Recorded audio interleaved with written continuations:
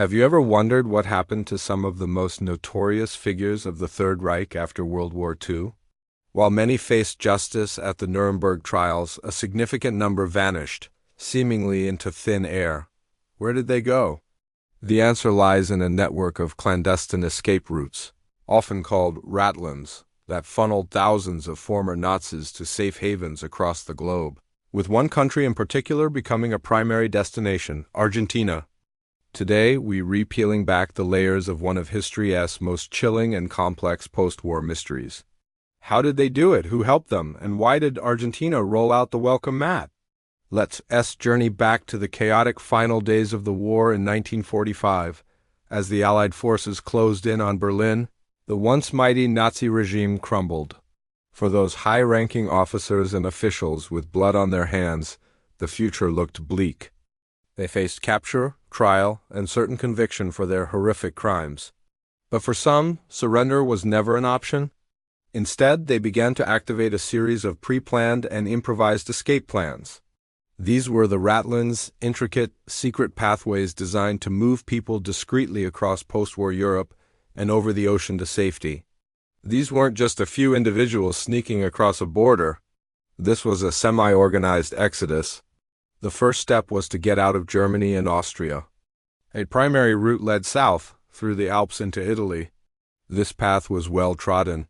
Fugitives would often travel in small groups or alone, sometimes disguised as refugees, clergymen, or even Allied soldiers, using forged papers to navigate the numerous checkpoints. Cities like Genoa and Rome became major transit hubs. Here, they would wait, sometimes for months, hiding in safe houses, monasteries, and private homes, while the next stage of their journey was arranged. But getting to Italy was only half the battle. They still needed travel documents, entry visas, and passage on a ship. This is where the story takes a controversial and complex turn. One of the most debated aspects of the Ratlines is the role played by certain individuals within the Vatican. Bishop Alois Hudol, a pro-Nazi Austrian cleric living in Rome, was a key figure. He openly admitted to helping former Nazis escape, viewing it as a charitable act to save them from what he considered victor's justice. Hudol used his connections within the Vatican's Refugee Commission to secure Red Cross passports and other travel documents for these fugitives. These documents, often issued under false names, were golden tickets. They legitimized the identities of these men, allowing them to move freely and apply for visas to overseas countries. While the extent of the Vatican's official knowledge or sanction is still a subject of intense historical debate, the actions of figures like Hudol were undeniably instrumental in facilitating countless escapes.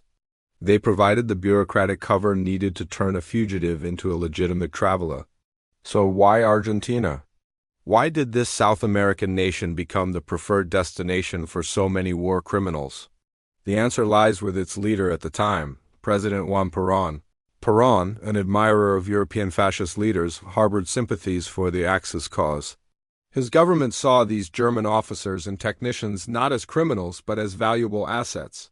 He believed their military expertise and technical skills could help modernize Argentina and bolster its position on the world stage.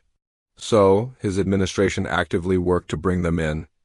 Argentine diplomats in Europe were instructed to issue thousands of landing permits and visas, often turning a blind eye to the applicants' true backgrounds. Perón's government created a welcoming environment, offering not just a refuge from justice, but the promise of a new life and, in some cases, even employment within the state apparatus. Coordinating these complex escapes required a level of organization that went beyond just a few helpful individuals. This is where shadowy groups like the Odessa network come into play. Odessa, a German acronym for Organization of Former SS Members, is often depicted in fiction as a single, all-powerful spy-like organization.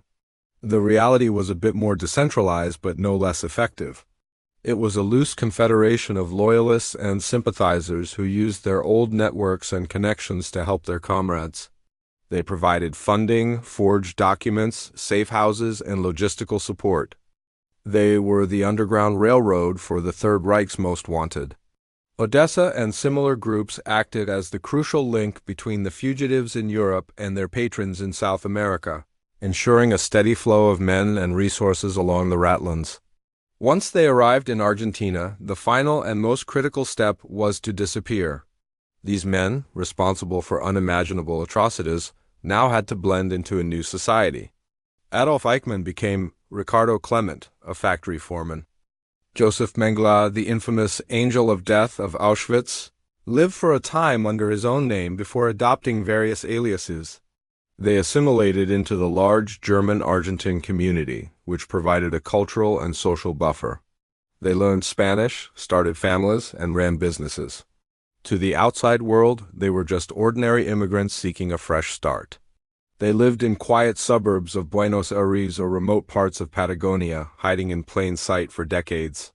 For many, it seemed they had successfully committed the perfect crime, escaping justice and living out their lives in freedom. But secrets, especially ones this dark, rarely stay buried forever. The presence of these fugitives was an open secret in some circles, and eventually, Nazi hunters like Simon Wiesenthal and dedicated journalists began to close in. The most famous case, of course, was the daring capture of Adolf Eichmann by Israeli Mossad agents in Buenos Aires in 1960. His abduction and subsequent trial in Jerusalem sent shockwaves around the world, proving that even decades later justice could still be served. This event shattered the sense of security that many former Nazis in Argentina had enjoyed. While many, like Joseph Mengele, managed to evade capture until their deaths, the hunt continued.